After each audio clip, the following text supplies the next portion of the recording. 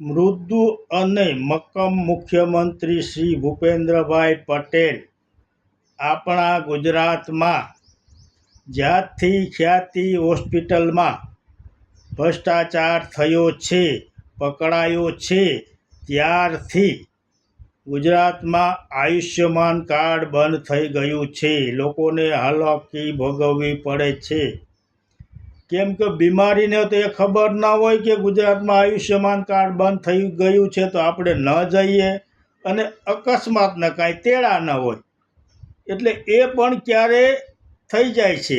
તો આ માનનીય મુખ્યમંત્રીશ્રી આ આયુષ્યમાન કાર્ડ ક્યારે ચાલુ કરાવશો અને ગરીબ અને નબળા દર્દીઓને ખૂબ હાલાકી ભોગવવી પડે છે અને સરકારી હોસ્પિટલો તો આપણે કંઈ સારી રહેવા નથી દીધી અને સરકારી હોસ્પિટલો તો છે પણ તેમાં ડૉક્ટરો સારા નથી રહેવા દીધા.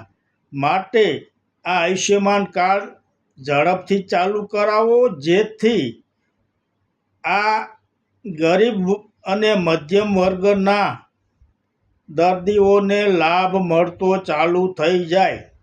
બીજું, આ મારો વિડીયો મિત્રો આગળ ચલાવજો, લાઈક કરજો, શેર કરજો અને મુખ્યમંત્રી સુધી પહોંચાડી દેવા નમ્ર વિનંતી. જય માતાજી.